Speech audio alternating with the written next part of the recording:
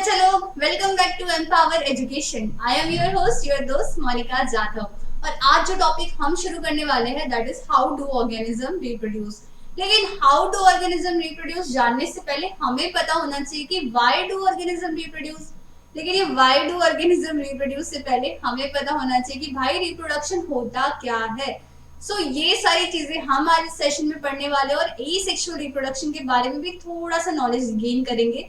लेकिन इन सभी से पहले हम करेंगे खुद को motivate with the motivational thought and the thought says never stop doing your best just because someone doesn't give you credit. फर्क नहीं पड़ता कोई आपको अप्रिशिएट करता है, क्रेडिट देता है या नहीं देता, इन चीजों का फर्क नहीं पड़ता। आपको क्या करना है, आपको सिर्फ अपना बेस्ट देना है। तो इसी मोटिवेशन के साथ we will start the topic how do organism reproduce का what is reproduction.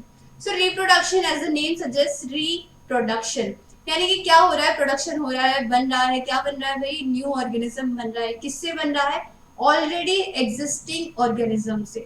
So reproduction is the process of producing और giving birth to new individual from the existing organism. ठीक है, ये हो गई हमारी सिंपल सी डेफिनेशन। सो डेफिनेशन देख लेते हैं।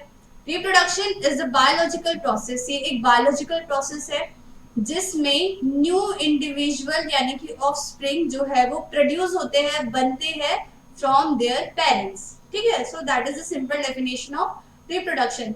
सो कुछ ऑर्गेनिज्म क्या करते हैं, कुछ ऑर्गेनिज्म बर्थ देते हैं, लाइव बर्थ देते हैं। जैसे कि if you will talk about human beings and animals की अगर हम बात करें तो वो क्या करते हैं, वो लाइव बर्थ देते हैं बच्चों को। लेकिन इसी के अलावा कुछ ऑर्गेनिज्म ऐसे होते हैं जो क्या देते हैं, एग्स देते हैं, एग्स ले करते हैं। जैसे कि बर्ड्स के केस में यू कैन सी।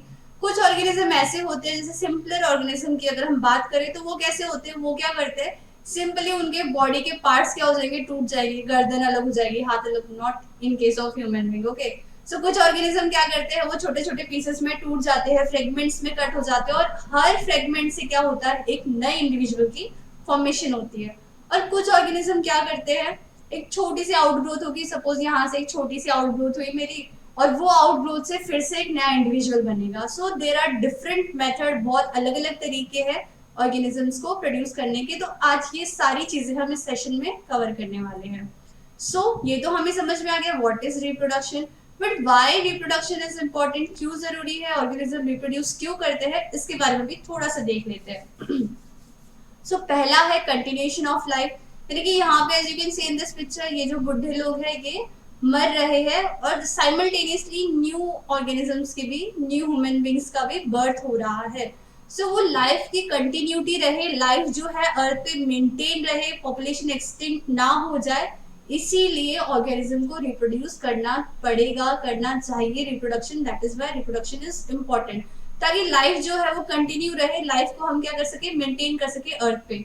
सेकेंड है, if you will see this picture, ये जो थे ये एंशियंट ह्यूमन बींग्स थे, बहुत पुराने पहले जमाने के ह्यूमन बींग्स ऐसे दिखते थे हम लोग। और अभी देखो एकदम अच्छे से हम लैपटॉप पीसी के सामने बैठ के हम लोग अच्छे से वीडियो देख रहे हैं, वीडियो शूट कर रहे हैं, हमारे पास फोन है। कितना एडवांस जमाना हो गया, पहले हम कैसे थे, अभी हम कैसे हैं। ठीक है, ये बहुत सारे चेंजेस आए हैं। अभी इसमें क्या हुआ, दिस एंशियंट ह्यूमन बींग में क्या हुआ, उस रिप्रोडक्शन हुआ, उसके जो कैरेक्टर्स थे वो नेक्स्ट जनरेशन में गए, फिर ऐसे ही जनरेशन टू जनरेशन कैरेक्टर्स क्या होते गए, पास आउट होते गए जनरेशन टू जनरेशन। और इसकी वजह से क्या हुआ, आज का जो ह्यूमन बींग था इसकी न्यू स्पीशीज की फॉर्मेशन हुई, आज का जो ह्यूमन बींग है वो आया। ठीक है, and that is known as homo sapiens sapiens. Homo sapiens sapiens is the scientific name for human organism, humans, it is a scientific name for humans, you can see it is written there, homo sapiens sapiens। Reproduction की वजह से क्या होता है, reproduction की वजह से new species की फॉर्मेशन भी होती है। अभी क्या होता है, अभी बहुत ज्यादा ऑर्गेनिज्म है अर्थ पे, तो वो मरते भी है और जन्म भी लेते हैं। तो जो डेड ऑर्गेनिज्म है उसको रिप्लेस कर सके, उसको रिप्लेसमेंट के लिए हमें क्या चाहिए, हमें न्यू ऑर्गेनिज्म चाहिए। और वो न्यू ऑर्गेनिज्म कहाँ से आएंगे, वो आएंगे रिप्रोडक्शन से। Very good. These are the main criteria, means main चीजें हैं जिसकी वजह से रिप्रोडक्शन क्या है, जरूरी है। अभी एक चीज अगर मैं कंसिडर करूँ, अगर एक चीज मैं देखूं, तो अगर मैं अपने क्लासमेट्स को देखूं, अगर मेरे क्लास में 10 बच्चे हैं, ठीक है, तो मैं 10 के 10 बच्चे देखूं तो वो सारे एक दूसरे से अलग है। ठीक है, तो ये सारे एक दूसरे से अलग है, means they vary from each other. So this difference is known as variation. इसी डिफरेंस को बोला जाता है जो एक ऑर्गेनिज्म, अगर आप कंसिडर करेंगे जो आपके टीचर्स, एम्पावर के टीचर्स को अगर आप कंसिडर करें, Tejashree ma'am, Prasanna sir, Pranav sir and me, तो हम सब में क्या है, हम सब में डिफरेंस है. So that difference is known as variation. हम हमारे पेरेंट्स से तो आए हैं, लेकिन हम हमारे पेरेंट्स की एग्जैक्ट कॉपी नहीं है.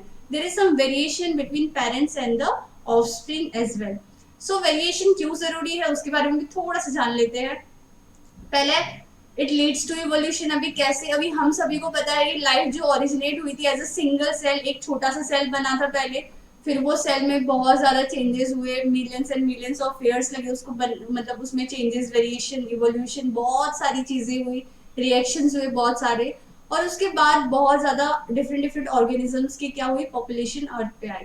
ठीक है. सो एक सेल से जो भी ऑर्गेनिज्म आपको धरती पे दिखता है, एक सेल से वो बना है कहीं ना कहीं. तो एक सेल में इतने सारे, कितने सारे चेंजेस आए होंगे, एक सेल में बहुत ज्यादा डिवीजन हुआ होगा, डिफरेंशिएशन हुआ होगा, बहुत ज्यादा प्रोसेस हुई होगी, और उसके बाद हमें जो है आज का ह्यूमन बीइंग मिला होगा, या फिर आज का कोई भी एनिमल्स यू कैन कंसीडर. ठीक है. तो वेरिएशन से क्या हो रहा है, वेरिएशन से इवोल्यूशन भी हो रहा है. क्योंकि क्या होता है, एक चीज में वेरिएशन होगा, suppose if you will consider this bacteria, इसमें वेरिएशन हुआ, इसके कैरेक्टर्स नेक्स्ट जनरेशन में गए, और वो नेक्स्ट जनरेशन पास ऑन होते होते गए, और उसके बाद एक ऐसा ऑर्गेनिज्म मिला जो कि पहले ऑर्गेनिज्म से टोटली डिफरेंट था, पूरी तरह से अलग था. सो वेरिएशन की वजह से क्या हो रहा है, इवोल्यूशन भी हो रहा है. Very good. अभी अगर मैं यहाँ पे कंसिडर करूं इस जिराफ को, ठीक है, तो इवोल्यूशनरी थ्योरी के अकॉर्डिंग जिराफ की जो गर्दन थी, गला था, वो नॉर्मल गाय भैंस जो आपने देखी होगी उनके ही साइज का था. लेकिन फिर क्या हुआ, फिर इन्वायरमेंटल कंडीशन इतनी हार्श हो गई कि जमीन पे कुछ खाने के लिए बचा ही नहीं. अब बेचारा जिराफ करेगा तो करेगा क्या, वो भूखा तो रहेगा नहीं, उसको तो कुछ खाना पड़ेगा. तो उसको दिखा पेड़. अभी उसको पेड़ दिखा तो उसने क्या किया, अपनी गर्दन स्ट्रेच करना शुरू किया वो पेड़ के पत्ते खाने के लिए. तो वो इतना स्ट्रेच करता गया कि एक दिन उसकी गर्दन, मतलब धीरे धीरे, नॉट एक दिन में, धीरे धीरे धीरे क्या होगी, उसकी गर्दन जो थी वो बहुत ही ज्यादा लंबी हो गई. सो इवोल्यूशन की वजह से क्या होता है, वेरिएशन की वजह से क्या होता है, न्यू कैरेक्टरिस्टिक्स की भी फॉर्मेशन होती है. और वेरिएशन की वजह से एक चीज और होती है, दैट इज एडेप्टेशन. एडेप्टेशन में क्या होता है, ऑर्गेनिज्म क्या करते हैं, अपने इन्वायरमेंट्स के अकॉर्डिंग खुद को ढाल लेते हैं, खुद में बदलाव लाते हैं, खुद में चेंजेस कर लेते हैं. जैसे you can see this polar bear. तो इसमें क्या होता है, ऑर्गेनिज्म क्या करते हैं, अपने आप में कुछ वेरिएशन की वजह से कुछ क्या कर लेते हैं, अपने आप को अडेप्ट कर लेते हैं. कैसी भी इन्वायरमेंटल कंडीशन हो, डजेंट मैटर, वो खुद को उस कंडीशन में अडेप्ट कर लेते हैं. So now we will talk about reproduction. So reproduction क्या होता है ये हमने जान लिया. Reproduction is basically of two different type, one is asexual and second one is sexual reproduction. So यहाँ पे अगर मैं नाम ही पढ़ूँ इसका, तो इट इज सेक्स. सेक्स यानी कि आइदर मेल और female, sex is related with male and female. तो यहाँ पे ए आ गया, यानी कि सेक्स का opposite, that is asexual reproduction. So reproduction ऐसा रिप्रोडक्शन जिसमें there is involvement of two parents. जिसमें क्या है, there is involvement of two parents, यानी कि दो, हमें क्या चाहिए, दो पेरेंट्स चाहिए, मेल एंड फीमेल. ठीक है, जिसमें हमें चाहिए मेल एंड फीमेल. लेकिन ये सेक्सुअल रिप्रोडक्शन क्या है, ऐसा रिप्रोडक्शन है जिसमें एक सिंगल पेरेंट इज सफिशिएंट. एक सिंगल पेरेंट से क्या होगा, बहुत ज्यादा ऑर्गेनिज्म की हम क्या कर सकते हैं, प्रोड्यूस कर सकते हैं, बना सकते हैं. So only one parent is sufficient. इसके अलावा क्या हो सकता है, इसके अलावा क्या हो सकता है, अभी यहाँ पे अगर मैं देखूं, इस पिक्चर में अगर मैं देखूं, तो यहाँ पे मेल एंड फीमेल से एक बच्चा आ रहा है. ठीक है, एक दो तीन जितने भी आए, लेकिन जहाँ पे एक कैरेक्टर को, मेरे एक कैरेक्टर को मेरे पेरेंट, मेरे पापा ने भी उसको थोड़ा सा अल्टर किया है, मेरे पापा से भी आया है वो कैरेक्टर, और मेरी मम्मी से भी आया है वो कैरेक्टर. सो मेरे जो एक एक कैरेक्टर है उसको किसने, दो दो कैरेक्टर्स ने डिफाइन किया है. उसके ऊपर दो दो कैरेक्टर्स का क्या हुआ है, अफेक्ट हुआ है मेरे एक कैरेक्टर्स के ऊपर. सो यहाँ पे क्या होगा, देयर इज वेरिएशन. यहाँ पे क्या होगा, वेरिएशन होगा, डिफरेंस ज्यादा होगा. क्योंकि यहाँ पे मेरे जो कैरेक्टर्स है, हर कैरेक्टर्स को, मेरे हर एक कैरेक्टर को, चाहे आई कलर हो, चाहे मेरी आवाज हो, चाहे मेरा हेयर टेक्सचर हो, चाहे मेरा बॉडी कलर हो, हर एक कैरेक्टर को मेरे दो कैरेक्टर्स ने अफेक्ट किया है, एक मम्मा के और एक पापा के, so there will be variation, more variation. लेकिन यहाँ पे क्या है, in case of asexual reproduction में क्या है, एक ही पेरेंट सॉरी, एसेक्सुअल रिप्रोडक्शन में क्या है, एक ही पेरेंट से नया बच्चा आ रहा है, तो वो पेरेंट क्या करेगा, वो सिंपली ब्रेक डाउन हो जाएगा, टूटेगा, या फिर कुछ डिफरेंट प्रोसेस हम पढ़ेंगे उनके बारे में। सो अगर एक ही पेरेंट से न्यू ऑफस्प्रिंग आ रहा है, तो वो ऑफस्प्रिंग जो होगा it will be totally identical with the parent, यानी कि यहाँ पे क्या होगा, एग्जैक्ट कॉपी होगी पेरेंट के, जो ऑफस्प्रिंग प्रोड्यूस होगा it will be the exact copy of the parent. Very good, ठीक है, दो हमें समझ में आ गए डिफरेंस। थर्ड डिफरेंस क्या होगा, यहाँ पे एग्जैक्ट कॉपी है means it will be genetically similar, यहाँ पे जो ऑफस्प्रिंग होगा that will B genetically similar. Very good, लेकिन यहाँ पे जो ऑर्गेनिज्म होगा it will be genetically different, it will be genetically different, ठीक है, जेनेटिकली सिमिलर, जेनेटिकली डिफरेंट। अभी यहाँ पे मैं देखूं, यहाँ पे एक चीज और कंसिडर कर सकते हैं हम लोग, क्या है वो चीज, अगर कभी आपने एग्जांपल में आपको अगर नॉर्मल एग्जांपल दूं, अगर आपने कभी ब्रेड जो है, अगर ब्रेड ऐसे ही रख दिया होगा बाहर, फ्रिज के बाहर, ऐसी नॉर्मल कंडीशंस में, तो आप अगर 2 दिन बाद वो ब्रेड को देखोगे तो उसके ऊपर फंगस ग्रो हो जाती है, ठीक है। लेकिन जब हम कंसिडर करें किसी एनिमल के बेबी की प्रोडक्शन के लिए, यानी कि एनिमल अगर किसी बेबी को बर्थ दे रहा है तो उसके लिए बहुत महीनों का टाइम लगता है, थोड़े टाइम के लिए the female dog is pregnant और the female human being is pregnant, थोड़े से टाइम के लिए। लेकिन अगर मैं ब्रेड को ऐसे ही रख दूं तो वो ब्रेड पे क्या होता है, एक दिन में, हार्ड मैक्सिमम एक दिन में ही उसके ऊपर फंगस की ग्रोथ शुरू हो जाती है। सो वहां पे वो फंगस क्या कर रहा है, वो रिप्रोड्यूस कर रहा है। सो फ्रॉम दैट अगर मैं उस सिचुएशन को कंसिडर करूं तो मैं ऐसा कह सकती हूँ कि एसेक्सुअल रिप्रोडक्शन जो है it is very fast process, yes मैं बोल सकती हूँ। लेकिन सेक्सुअल रिप्रोडक्शन जो है ये बहुत ही ज्यादा स्लो प्रोसेस है, यानी कि धीरे धीरे होती है, इसको थोड़ा टाइम कंज्यूमिंग प्रोसेस है, लेकिन asexual reproduction is fast process. So these all are the difference between sexual and asexual reproduction. तो ये तो हमें समझ में आ गया, वेरी गुड। सो अभी हम पढ़ेंगे कुछ डिफरेंट टाइप्स के एसेक्सुअल रिप्रोडक्शन, क्या क्या होते हैं अलग अलग टाइप्स के, उसके बारे में थोड़ा सा हम जानने की कोशिश करेंगे। पहला है फिजन। फिजन क्या होता है, फिजन इज सिंपली टूट जाना, ब्रेक डाउन हो जाना। तो यहाँ पे you can C on the screen amoeba का स्ट्रक्चर यू कैन सी। सो ये जो अमीबा है, ये जो अमीबा है हमारा, इट इज पेरेंट अमीबा, ठीक है, दिस इज हमारा पेरेंट अमीबा। अभी क्या होगा, ये पेरेंट अमीबा को अगर new offspring, new organism produce करना है तो क्या होगा, ये simply, suppose this is parent amoeba, तो ये क्या होगा, ये सिंपली डिवाइड हो जाएगा। अब ये डिवाइड कैसे होगा, ये डिवाइड कैसे होगा, पहले इसका न्यूक्लियस डिवाइड होगा, सेंटर में प्रेजेंट होता है न्यूक्लियस एंड इसके अराउंड प्रेजेंट होता है साइटोप्लाज्म। तो पहले क्या डिवाइड हुआ, पहले न्यूक्लियस डिवाइड हुआ, न्यूक्लियस के डिवीजन के बाद होगा साइटोप्लाज्म का डिवीजन और फॉर्मेशन होगी फिर न्यू डॉटर अमीबा की। So this is how fission ऐसे होता है, ठीक है। So fission basically single cell organism में होता है, single celled organism, single celled organism, और you can call them as unicellular organism. Why unicellular, why unicellular, uni, uni, bi, tri, tetra, ये सारे वर्ड्स आपने सुने होंगे। Uni means 1, bi means 2, tri means 3, tetra means 4। So unicellular organism means one ऐसे organism those which consist of only one cell, जो क्या एक ही cell consist करते हैं। और जैसे मेरी बॉडी में अगर डाइजेशन के प्रोसेस है तो वो डाइजेस्टिव सेल कैरी आउट करेंगे। सो अलग अलग जो मेरी बॉडी के प्रोसेस है अलग अलग सेल्स कैरी आउट कर रहे हैं, तो that is why I am known as multi cellular organism, क्योंकि इसलिए मुझे मल्टी सेलुलर ऑर्गेनिज्म बोला जाता है, क्योंकि मेरे बॉडी में अलग अलग फंक्शन परफॉर्म करने के लिए अलग अलग सेल है। एक्सक्रीशन के लिए न्यूरॉन है, ब्रेन के लिए एक्सक्रीशन के लिए नेफ्रॉन है, सॉरी, एक्सक्रीशन के लिए नेफ्रॉन है, ब्रेन में न्यूरॉन है, डाइजेशन के लिए डाइजेस्टिव सेल है। सो अलग अलग सेल जो है वो क्या कर रहे हैं, मेरी बॉडी में अलग अलग फंक्शन परफॉर्म कर रहे हैं। लेकिन यूनिसेलुलर ऑर्गेनिज्म में ऐसा नहीं होता, ओनली अ सिंगल सेल क्या करते हैं, सारे फंक्शन जो भी होंगे बॉडी के सारे फंक्शन एक ही सेल परफॉर्म करेगा, ठीक है। सो दिस इज हाउ फिजन कैसे होता है, ऐसे होता है फिजन। पहले होगा डिवीजन न्यूक्लियस का और उसके बाद डिवीजन होगा साइटोप्लाज्म का। Very good. सो फिजन जो है it is basically of two type, one is binary fission and second one is multiple fission.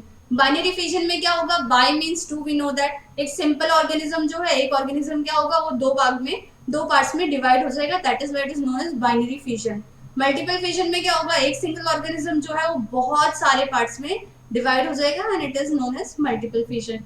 As you can see binary fission, you can see in this picture.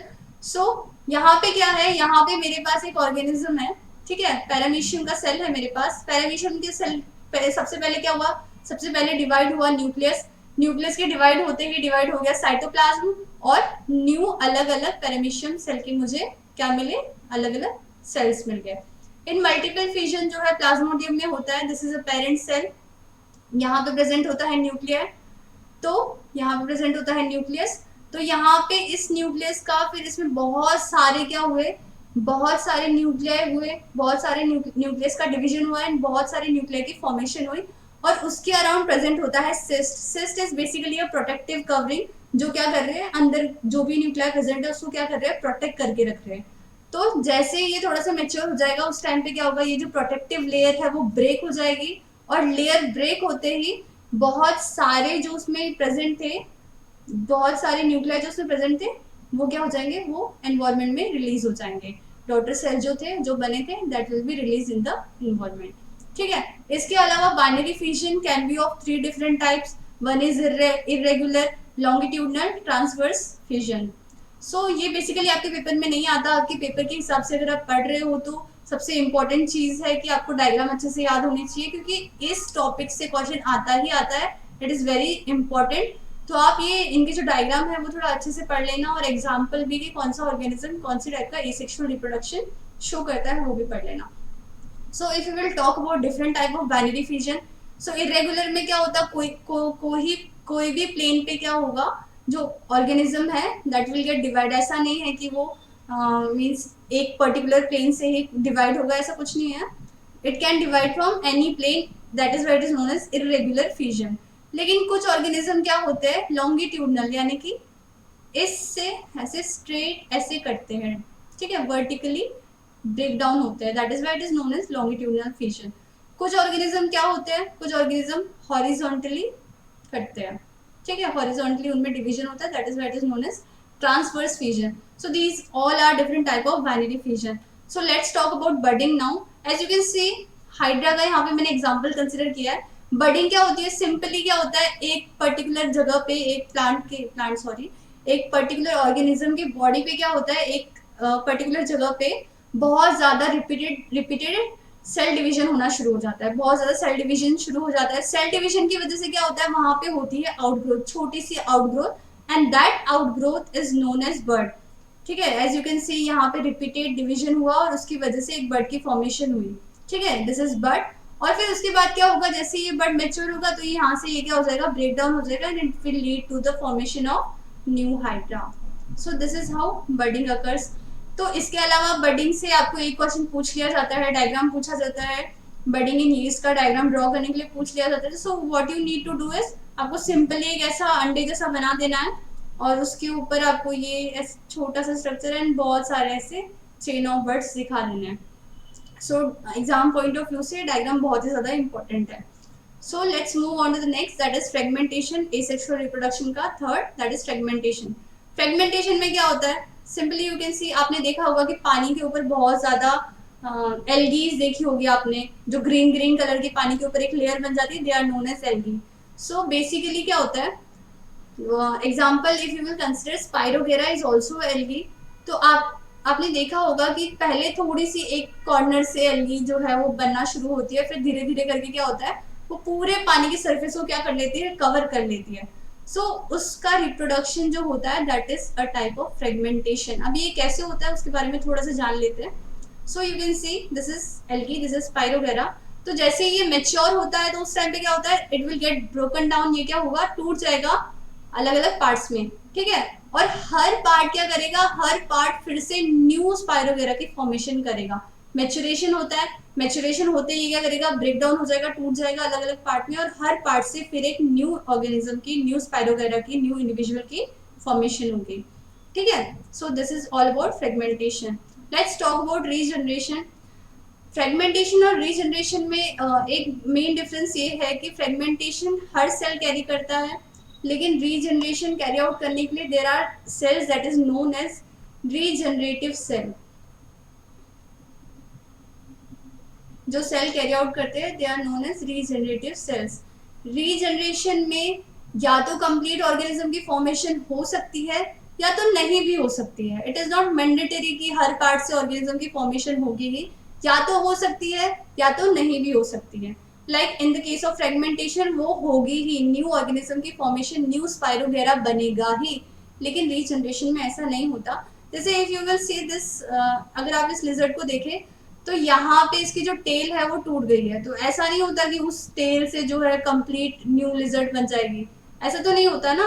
लेकिन यहाँ पे क्या होगा, यहाँ पे इस लिजर्ड की न्यू टेल की फॉर्मेशन हो जाएगी, लेकिन इस टेल से न्यू लिजर्ड की फॉर्मेशन नहीं होगी। ठीक है, सो this is the difference, this is one of the difference.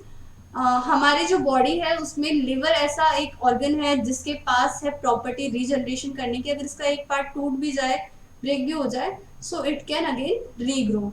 So basically क्या होता है, सेल प्रोलिफरेट करते हैं, सेल डिवाइड करते हैं बहुत ज़्यादा लार्ज अमाउंट में, और उसकी वजह से उस पर्टिकुलर ऑर्गन की फॉर्मेशन हो जाती है, और जो ऑर्गन है वो फिर से बन जाता है। सो यहाँ पे स्पेशलाइज सेल की जरूरत होती है। ऐसा नहीं है कि हर सेल, अगर मेरी उंगली कट गई तो यहाँ पे उंगली फिर से आ जाएगी, ऐसा नहीं होगा। लेकिन अगर मेरा लीवर का पार्ट अगर टूट गया तो उसके पास प्रॉपर्टी है कि वो फिर से ग्रो कर सकता है। So these are regeneration is carried out by specialised cell. So as you can see, starfish में अगर उसको मैंने दो पार्ट में डिवाइड कर दिया तो इसके दोनों पार्ट जो है वो स्पेशलाइज्ड सेल कंटेन करते हैं, इसलिए इसके दोनों जो पार्ट है it will again regrow. So that is all about regeneration. So next you will talk about spore formation. Spore formation में क्या होता है, as you can see in this picture, rhizopus, यहाँ पे हमें rhizopus दिख रहा है।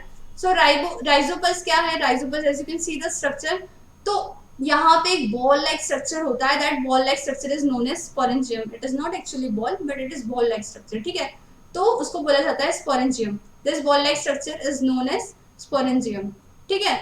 इस स्पोरेंजियम में प्रेजेंट होते हैं बहुत ज्यादा स्पोर्स, बहुत सारे स्पोर्स इसके अंदर प्रेजेंट होते हैं, ठीक है। तो जैसे ही ये स्पोरेंजियम जो है, जैसे ये स्पोरेंजियम मैच्योर होगा तो उस टाइम पे क्या करेगा, ये बर्स्ट हो जाएगा, और जैसे ये बर्स्ट होगा तो उसके अंदर जो स्पोर्स प्रेजेंट है ना वो प्रेशर के साथ रिलीज हो जाएंगे इन्वायरमेंट में, और हर spores will lead to the formation of new individual. This is how spore formation, this is how rhizopus reproduce or produce new organism. So I hope it is clear till now and you got many, बहुत ज़्यादा आपको knowledgeable चीज़ें यहाँ से पता चली होगी। तो अगर आपको मज़ा आ रहा है तो प्लीज़ लाइक, शेयर और सब्सक्राइब करना ना भूलें। तो बढ़ते हैं इसी के साथ आगे। Next is vegetative propagation. So यहाँ पे मुझे एक प्लांट दिख रहा है, अगर मैं इस प्लांट के पार्ट्स को कंसिडर करूँ तो यहाँ पे एक पार्ट है फ्लावर, ठीक है, हम लिख लेंगे, बताओ मुझे क्या क्या पार्ट है, flower, fruit, leaf, very good, stem and root.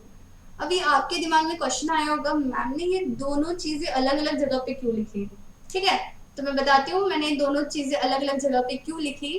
तो प्लांट के बेसिकली दो टाइप के पार्ट होते हैं, एक पार्ट होता है रिप्रोडक्टिव पार्ट, एक पार्ट होता है वेजिटेटिव पार्ट। तो जो प्लांट का ऐसा पार्ट जो रिप्रोडक्शन में हेल्प करता है, that part is known as reproductive part. जो पार्ट रिप्रोडक्शन में हेल्प करता है that is known as reproductive part. और जो रिप्रोडक्शन के अलावा बाकी कामों में हेल्प करता है that part is known as vegetative part. Okay, that part is known as vegetative part. So अगर मैं यहाँ पे नाम देखूँ इस टाइप के रिप्रोडक्शन का, तो इसका नाम क्या है, वेजिटेटिव प्रोपगेशन। यानी कि मुझे क्या यूज करना है, मुझे यूज करना है वेजिटेटिव पार्ट। तो वेजिटेटिव पार्ट्स क्या है हमारे पास, लीफ, स्टेम एंड रूट। तो हम क्या करेंगे, हम इन पार्ट्स को यूज करके न्यू लिविंग ऑर्गेनिज्म की फॉर्मेशन करेंगे। कैसे करेंगे, फटाफट से देख लेते हैं। पहला प्रोसेस है इसका ग्राफ्टिंग। ग्राफ्टिंग में हमने क्या किया, हमने दो प्लांट्स लिए, ठीक है, हमने दो प्लांट्स लिए, उनको क्या किया, हमने इसे कट किया, ठीक है। उसके बाद हमने क्या किया, हमने दोनों प्लांट्स को अटैच कर दिया, दोनों प्लांट्स को क्या किया, हमने अटैच कर दिया, ठीक है, और उसको हमने कपड़े से बांध दिया। तो जो ऊपर वाला पार्ट है, the upper part, it is known as scion, and the lower part is known as stalk. जो अपर पार्ट है it is known as scion and lower part is known as stock. So basically ये cherries के जो पेड़ होते हैं, plants होते हैं, उसमें किया जाता है. ठीक है. और इसकी वजह से क्या होता है, कैरेक्टरिस्टिक जो है प्लांट की वो मेंटेन रहती है. अगर मुझे कैरेक्टरिस्टिक चाहिए किसी प्लांट की, पर्टिकुलर प्लांट की, तो वो क्या रहेगी, वो मुझे मिलेगी. So that is why grafting is also important. इसके अलावा कुछ होते हैं हमारे पास, लेयरिंग भी कर सकते हैं. लेयरिंग में क्या होता है, लेयरिंग में क्या किया मैंने, एक प्लांट की जो स्टेम थी उसको क्या किया मैंने, नीचे से टाई करके मैंने क्या कर दिया, उसको जमीन में से दफना दिया. ठीक है. ये मेरे पास प्लांट था, ये उसकी एक्स्ट्रा ब्रांच थी, तो मैंने क्या किया, मैंने उसको कुछ ऐसे टाई कर दिया, कुछ लगा दिया कि वो वहां से निकल के ना चली जाए. और थोड़े दिनों बाद में देखूंगी तो वहां पे उस स्टेम को क्या आना शुरू हो जाएंगे, रूट्स आना शुरू हो जाएंगे. और फिर मैं क्या करूंगी, जैसे ही यहाँ पे प्लांट्स ग्रो करना स्टार्ट हो गया, प्रॉपर्ली ग्रो स्टार्ट हो गई उस प्लांट की, तो मैं क्या करूंगी, यहाँ से इसको ब्रेक डाउन कर दूंगी, काट दूंगी. Okay sorry. तो that process is known as layering. तो ये जो हमारे हैंगिंग रोजेस होते हैं उसके केस में ये लेयरिंग की जो प्रोसेस है वो की जाती है. As you can see in this picture, यहाँ पे ये पेरेंट प्लांट था. फिर उसके बाद क्या किया मैंने उसकी एक शूट ली और मैंने उसको क्या किया, मैंने उसको थोड़ा सा दबा दिया सॉइल के अंदर, और कुछ दिनों बाद इसमें रूट आ गई, तो मैं क्या करूंगी, यहाँ से इसको कट कर दूंगी. So that process is known as layering. इसके अलावा कटिंग भी होता है. जैसे रोज के प्लांट में आपने देखी होगी, हम क्या करेंगे, हम उसकी कलम लेकर एक उसको अगर हमने पॉट में अगर हमने डाल दिया, तो उस कलम से हमने क्या किया, यहाँ पे एक प्लांट था हमारे पास, पेरेंट प्लांट था, उससे हमने क्या किया, हमने उसकी एक स्टेम को काट दिया. ठीक है. और वो स्टेम को लेके गया, हमने क्या किया, हमने दूसरे पॉट में लगा दिया. तो इसकी वजह से क्या होगा, इसकी वजह से इट विल स्टार्ट ग्रोइंग. तो ऐसे कुछ मेथड्स होते हैं वेजिटेटिव प्रोपगेशन के. इसके अलावा कुछ हम क्या करते हैं, कभी कभी हम प्लांट्स के जो स्टेम होते हैं, रूट्स होते हैं, लीव्स होते हैं, इनको यूज करके भी हम क्या कर सकते हैं, हम न्यू प्लांट की फॉर्मेशन कर सकते हैं. So this is all about sexual reproduction. I hope you have enjoyed this lecture. अगर आपको मजा आया है तो प्लीज लाइक, शेयर और सब्सक्राइब करना ना भूले. घर पे रहे, सुरक्षित रहे. Bye bye.